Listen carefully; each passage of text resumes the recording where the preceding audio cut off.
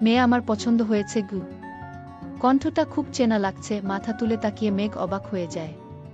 কাব্য, যাকে 3 বছর আগে ছেড়ে এসেছে, যে তাকে নিজের থেকেও বেশি ভালোবেসেছিল, কিন্তু এই সম্পর্কের কোনো ভবিষ্যৎ নেই বলে কাব্যকে ছেড়ে আসে মেঘ। আজ কাব্য তার সামনে বিয়ের পাত্র হয়ে বসে আছে। কাব্য একভাবে তাকিয়ে আছে, কিন্তু কাব্য এই অবস্থানে এলো কিভাবে?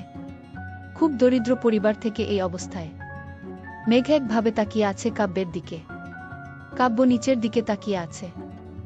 আলহামদুলিল্লাহ, তাহলে বিয়ের একটা দিন ঠিক করি। মেঘের বাবা, আজই বিয়ে? কাব্য শুনে সবাই অবাক। আজই? কিন্তু কেন?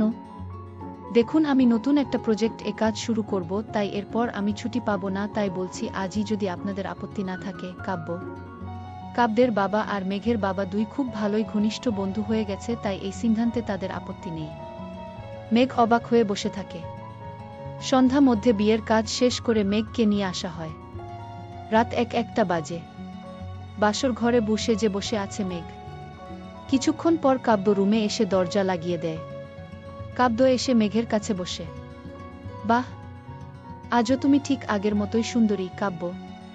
কাব্য, তুমি কিভাবে? মানে মেঘ, পরিবারের শেষ সম্পদ দিয়ে একটা ব্যবসা শুরু করেছিলাম, যা হঠাৎই দাঁড়িয়ে যায়। হ্যাঁ, অনেক কষ্ট করতে হয়েছে। শুনে খুশি হলাম। দেখলে আমার ভাগ্য আমাদের এক করেই দিল। সেটাই। যা বলছিলাম, আজ ও তুমি আগের মতোই সুন্দরী আছো। আর আজ ও তুমি ভালোবাসার যোগ্য নও। মানে? কিছু না। আজও ভালোবাসো না? তাহলে বিয়ে?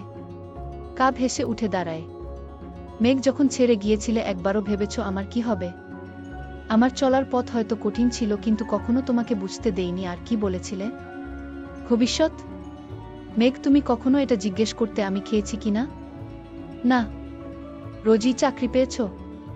আমার বিয়ের জন্য চাপ দিচ্ছে। আমাকে ভুলে যাও এসব বলতে।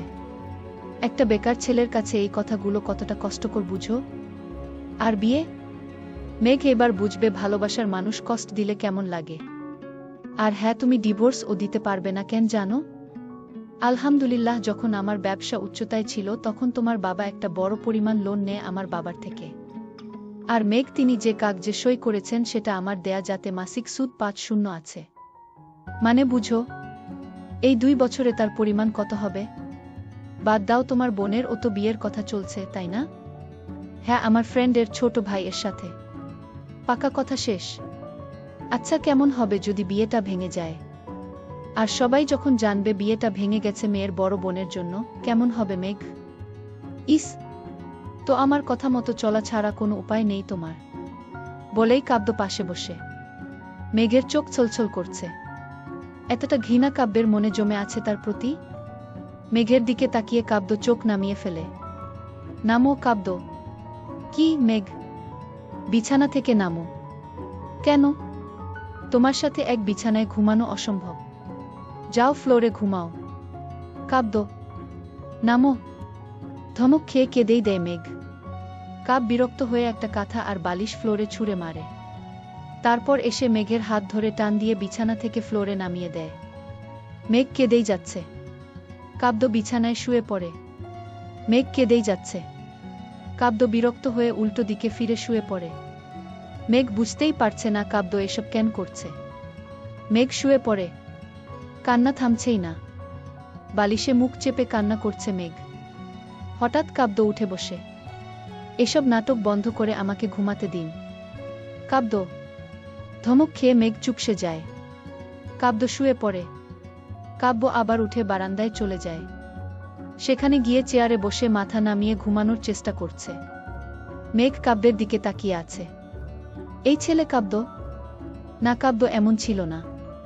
মেঘকে কষ্ট দিতে পারে না কাব্য। ভাবতে ভাবতে মেঘ ঘুমিয়ে পড়ে। সকালে পানির ঝাপটায় মেঘের ঘুম ভেঙে যায়। কাব্য দাঁড়িয়ে আছে পানির গ্লাস নিয়ে। আর কত ঘুমাবেন? উঠুন কাব্য। মেঘ কিছু না বলে বেরিয়ে যায়। কাব্য রেডি হয়ে বেরিয়ে যায় রুম থেকে। মেঘ এরই মধ্যে নাস্তা বানিয়ে টেবিলে দেয়। কাব্য না খেয়েই বের হবে তখনই। কাব্য, নাস্তা খেয়ে যা মা। না মা, ওটা খাবার যোগ্য না, ওই নাস্তার কোনো ভবিষ্যৎ নেই। কাব্য, বলেই কাব্য বেরিয়ে যায়। মেঘ চুপ করে দাঁড়িয়ে থাকে। তার মনে হচ্ছে সারা জীবন এই অত্যাচার সহ্য করেই থাকতে হবে। কিন্তু কাব্য কি শুধু প্রতিশোধ এর জন্যই তাকে বিয়ে করেছে? রান্নার দিকে তাকিয়ে আনমনা হয়ে দাঁড়িয়ে আছে মেঘ, অপলক দৃষ্টি যেন খুঁজে যাচ্ছে তার লক্ষ্যবস্তু। চোখ ছলছল করছে এখনো, তবে তা চাপা দিয়ে আছে মেঘ। হঠাৎ কাঁধে কারো হাত পড়তেই আটকে উঠে মেঘ। ঘুরে তাকিয়ে দেখে কাব্যের মা দাঁড়িয়ে আছে। জিমা, কিছু লাগবে? মেঘ, তুমি ঠিক আছো মা? মা, হ্যাঁ মা, কেন? কিছু হয়েছে? না মা, আসলে মায়ের জন্য মন খারাপ করছে। এই তো মা, পেছন থেকে বলে উঠে মেঘের মা। মাকে দেখেই মেঘ ছুটে গিয়ে জড়িয়ে ধরে। মেয়েকে কাছে পেয়ে মাও শক্ত করে জড়িয়ে ধরে। মেঘের খুব কাঁদতে ইচ্ছে করছিল, এখন আর নিজেকে ধরে রাখতে পারল না। মাকে জড়িয়ে ধরেই কেঁদে উঠে মেঘ। মেঘের কান্না দেখে মা অবাক হয়ে যায়। মেঘ তো এত সহজে কাঁদে না। মেঘকে শান্ত করে রুমে নিয়ে যায় তিনি। কিরে, তুই আজ এমন ভাবে কাঁদছিস কেন? মেঘের মা। না মা, তোমাদের কথা মনে পড়ছিল তাই, আর কি। একদিনেই না মানে? সবকিছু ঠিক আছে তো মেঘ? হ্যাঁ মা। মা আর কিছু বলার আগেই রান্নার ছলে বেরিয়ে যায় মেঘ। ওইদিকে অফিসে কাব্য চুপচাপ কাজ করছে। হঠাৎ রুমে কলিগ আসে। কাব্য, এই কাজটা করে দিও তো। কলিগ: আচ্ছা কাব্য। কাব্য, তোমার ব্যবসা আছে, তাও এখানে? ব্যবসা হচ্ছে পরিবারের জন্য, আর জবটা আমার জন্য। আমার নিজেরও কিছু স্বপ্ন আছে। তা বিয়ের পরই অফিসে? That's none of your business. Of cool. Colleague চলে যায়। কাব্য আবার কাজে মন দেয়। বিকেলে কাজ শেষ করে কাব্য বের হয়। বাইকে উঠেই খেয়াল করে রাস্তার ওই পাশে একটা ফুলের দোকান। কাব্য বাইক থেকে নেমে দোকানটার সামনে দাঁড়ায়। রজনীগন্ধার একটা গুচ্ছ কিনে নেয়। বাইকের কাছে গিয়েই থমকে দাঁড়ায় কাব্য। ফুল? কার জন্য? ওই মেয়ের জন্য? এত সহজে? না, আগে নিজের কাজের ফল ভোগ করবে। ফুলের গুচ্ছটা ফেলে দেয় রাস্তায়, তারপর বাইকে উঠে ছুটে যায় কাব্য। দরজায় নক দিতেই দরজা খোলে মেঘ, হাসি মুখে। এসে পড়েছেন? আজ দিন কেমন ছিল মেঘ? হোয়াট? কাব্য: আচ্ছা রুমে চলো, ফ্রেশ হবে, তারপর দ্রুত বের হয়ে আসো, আম্মু আব্বু এসেছেন। অহ, এই জন্য এই নাটক? কাব্য কিছুক্ষণ পর চুপ থেকে তারপর রুমে চলে যায়। ফ্রেশ হয়ে এসে দেখে মেঘ একটা পাঞ্জাবি হাতে নিয়ে দাঁড়িয়ে আছে। নিন, এটা পরে নিন মেঘ। কি নাটক? কাব্য খেয়াল করে দরজা খোলা। কাব্য গিয়ে দরজা আটকে দেয় আর মেঘের হাত ধরে টান দিয়ে বারান্দায় নিয়ে যায়। কি নাটক শুরু করলে এসব? কাব্য, দেখো আব্বু আম্মু আসছে, আর আমি চাই না তোমার আমার ব্যাপারটা উনারা জানুক। উনাদের কষ্ট দিতে চাই না। সেটা আমার জানার ব্যাপার না। এই অনুরোধটা রাখো। ঠিক আছে। কাব্য পাঞ্জাবি নিয়ে চলে যায়। কিছুক্ষণ পর বেরিয়ে আসে। সামনের রুমে বসে আছে। কাব্য আসতেই মেঘের বাবা তাকে জড়িয়ে ধরে। কেমন আছো বাবা? মেঘের বাবা: জি ভালো, আপনারা কেমন আছেন? কাব্য: হ্যাঁ আমরাও ভালো, আমার মেয়ের ভাগ্য ভালো তোমাকে পেয়ে। কাব্য কিছু বলল না। তুষার, এদিকে আয় মা। মায়ের ডাক শুনে রান্নাঘরে যায় কাব্য। হ্যাঁ মা। কাব্য: উনারা বলছে পরশু মেঘকে নিয়ে উনাদের বাসা থেকে একটু ঘুরে আসতে। মা: কিন্তু মা, আমার সময় হবে না। যেতে বলেছি। ঠিক আছে, ওকে পাঠিয়ে দাও। তুই ও যাবি? কাব্য কিছু বলল না। সে রাতে খাবার শেষ করে মেঘের বাবা মা ফিরে যায়। মেঘ রুমে গিয়ে ফ্লোরে বিছানা বানাতে থাকে। তারপর শুয়ে পড়ে। হঠাৎ তার গায়ে পানির ঝাপটা লাগে। লাফিয়ে উঠে দেখে কাব্য পানির গ্লাস নিয়ে দাঁড়িয়ে আছে, আর তার বিছানার এক অংশ ভিজে গেছে। ইস, ভুলে পানি পড়ে গেল। তুমি এক কাজ করো, সোফায় ঘুমিয়ে পড় আজ। কাব্য। মেঘ কাব্যের দিকে তাকিয়ে আছে অবুঝের মতো। কাব্য তাকে কেন এভাবে টর্চার করছে? গুটি গুটি পায়ে সোফায় গিয়ে শুয়ে পড়ে মেঘ। ক্লান্তিপর শুয়েই ঘুমিয়ে পড়ে মেঘ। কাব্য মেঘের দিকে মুখ করে শুয়ে পড়ে। মেঘের মুখের দিকে তাকিয়ে মনের ভেতরটা কেমন একটা করে উঠে। নিজেকে সামলে রাখাটা কষ্টের। ভালোবাসার মানুষটার প্রতি যদি ঘৃণা জন্মে তা অনেক ভয়ানক হয়ে ওঠে। মেঘের দিকে তাকিয়ে দেখতে দেখতেই ঘুমিয়ে পড়ে কাব্য। সকালে মেঘের চিৎকারে ঘুম ভেঙে যায় কাব্যের। আতকে উঠে দাঁড়ায়। কি হলো মেঘের? কাব্য দ্রুত উঠে বেরিয়ে দেখে মেঘ সোফার উপর উঠে দাঁড়িয়ে আছে আর ফ্লোরে একটা তেলাপোকা।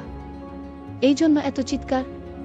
কাব্য বিরক্তি নিয়ে ফিরে যেতে চাইলেই মেঘের এই অবস্থা দেখে এগিয়ে গিয়ে তেলাপোকাটা সরিয়ে দেয়। মেঘ যেন হাফ ছেড়ে বাঁচে। কিন্তু তখনই ঘটল বিপত্তি। শাড়িতে পা পেঁচিয়ে মেঘ পড়ে যায় আর পড়বে তো পড়বে, সিরিয়ালের মতো কাব্যের কোলেই পড়ে।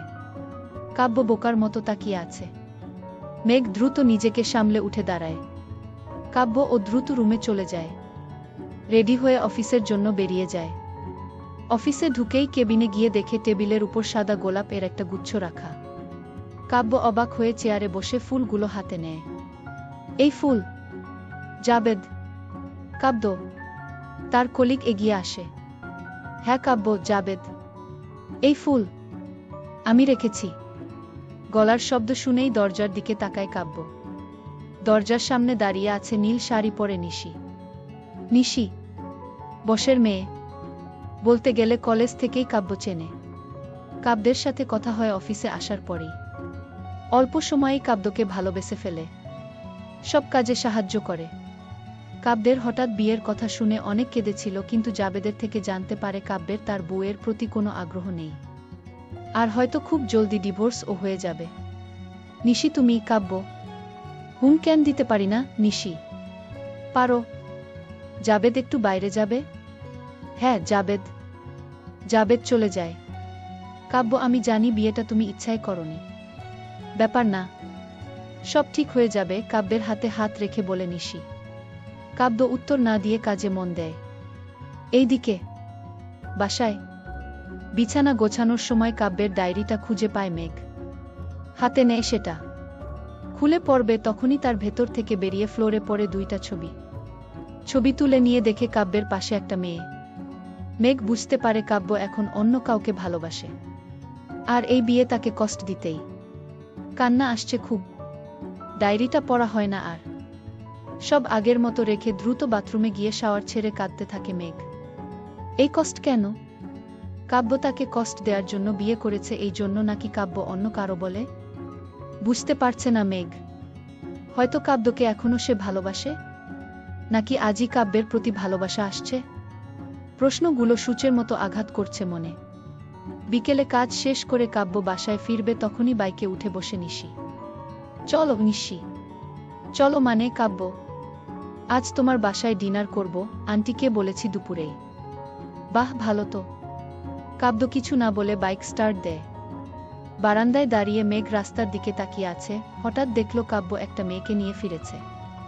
মেয়ে? মেঘ দ্রুত রুম থেকে বের হয়। দরজায় টোকা দিতেই দরজা খোলে মেঘ। কাব্যের পাশে সেই মেয়েটা। ভেতরে চলো কাব্য। কাব্য নিশিকে নিয়ে ভেতরে যায়, যেন মেঘকে সে দেখেইনি। আরে নিশি, এসে পড়েছ? কাব্যের মা। জিবি আন্টি, আর আজকের রান্না কিন্তু আমি করব। নিশি। সে কি কেন? নতুন রান্না শিখেছি, তাই আপনাদের আগে খাওয়াবো। পাগল মেয়ে একটা। আপনি রুমে গিয়ে আরাম করুন, রান্নাঘর আমি দেখছি। মা হেসে চলে যায়। নিশি আগেও এমন করেছে কাব্যের মন পেতে। এই তুমি যাও, ফ্রেশ হয়ে এসো, আমার সাহায্য লাগবে। নিশি। কাব্য মেঘের দিকে আর চোখে তাকায়। জলে পুড়ে যাচ্ছে মেঘের ভেতরটা। হ্যাঁ সাহায্য করবই, আসছি, তুমি যাও। কাব্য মেঘকে খোঁচা মেরে বলল। কাব্য চলে যেতেই নিশি কিছুক্ষণের জন্য মেঘের দিকে তাকিয়ে তারপর রান্নাঘরে চলে যায়। মেঘ দ্রুত রুমে চলে যায়। কাব্য টাওয়াল নিয়ে ফ্রেশ হতে যাবে তখনই মেঘ তার হাত টান দিয়ে সামনে আনে। এসব কি? কে এই মেয়ে? আর ও মেঘ? তাতে তোমার কি? আর ও নিশি, খুব ভালো মেয়ে, আমার জন্য পাগল। আমি ওকে বিয়ে করব। তাহলে আমার জীবন নিয়ে এভাবে খেলছো কেন? হা, এত সহজে ভুলে গেলে? যাই হোক সরো। কাব্য মেঘকে সরিয়ে চলে যায়। মেঘ পাথর হয়ে দাঁড়িয়ে থাকে। বাথরুমের দরজার ফাঁক দিয়ে কাব্য একবার মেঘের দিকে তাকায়, তারপর দরজা লাগিয়ে দেয়। ফ্রেশ হয়ে কাব্য রান্নাঘরে চলে আসে। নিশি রান্না করছে। কাব্য গিয়ে তাকে সাহায্য করতে থাকে। মেঘ সোফায় বসে এসব দেখছে। গা কেন যেন জ্বলে যাচ্ছে। স্বামীকে ভালো না বাসলেও কি অন্য মেয়েকে তার পাশে দেখা যায় না? মেঘ কিছুতেই স্থির থাকতে পারছে না। কয়েকবার পানি খাবার ছলে রান্নাঘরে যায়। কাব্য খুব ভালোভাবেই নিশির সাথে কথা বলছে, কিন্তু তার সাথে খুব রুড ভাবে বলে। মেঘ আবার এসে সোফায় বসে হাত দুটো কচলাতে শুরু করে। ইচ্ছে করছে কাব্য নিশি দুজনকেই মেরে ফেলতে গলা চেপে। খাবার তৈরি, সবাই খেতে বসে। মেঘ এখনো রাগে গজগজ করছে। নিশি আর কাব্য পাশাপাশি বসেছে। মেঘ কাব্যকে ঘৃণা করলেই এসব সহ্য হচ্ছে না তার। নিশি সবাইকে খাবার বেড়ে দেয়, কিন্তু মেঘের তরকারি কাব্য আলাদাভাবে দেয়। সবাই খাওয়া শুরু করে। মেঘ খাবার মুখে নিয়েই চমকে উঠে। প্রচণ্ড ঝাল, মুখ পুড়ে যাচ্ছে। খাবার ফেলে দিতে গেলেই চোখ পড়ে কাব্যের উপর। কাব্য ইশারায় খেতে বলছে, যেন ইশারা বলছে আপনি খেতে বাধ্য। প্রচণ্ড কষ্ট হচ্ছে খেতে, তাও খাচ্ছে মেঘ। সারা মুখ লাল হয়ে গেছে, ঘামছে অনেক। খাবার শেষ করেই মেঘ দ্রুত রুমে চলে যায়। প্রচণ্ড ঝাল, অনেক পানি খেয়েও ঝাল কমছে না। হঠাৎ খেয়াল করে টেবিলের উপর দই রাখা। মেঘ দ্রুত সেখান থেকে দই খেয়ে নেয়।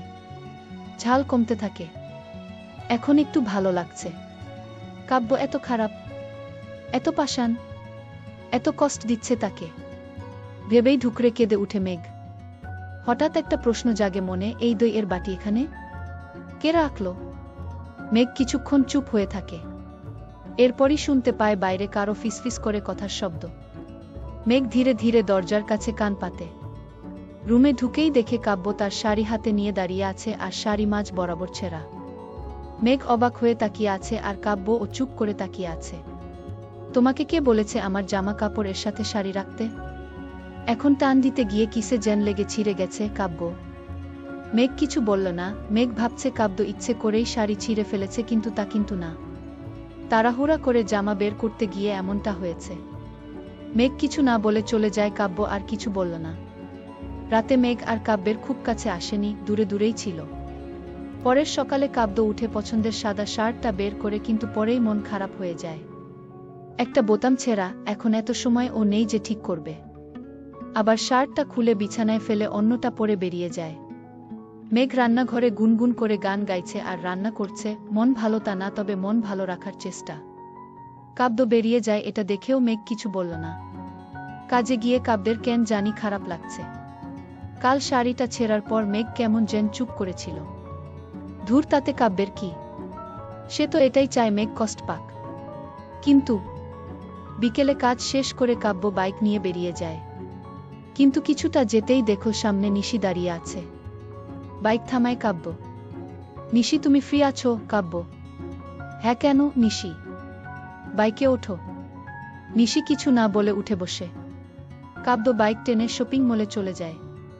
শাড়ির দোকানে ঢুকতেই নিশির মন পুলকিত হয়ে যায়।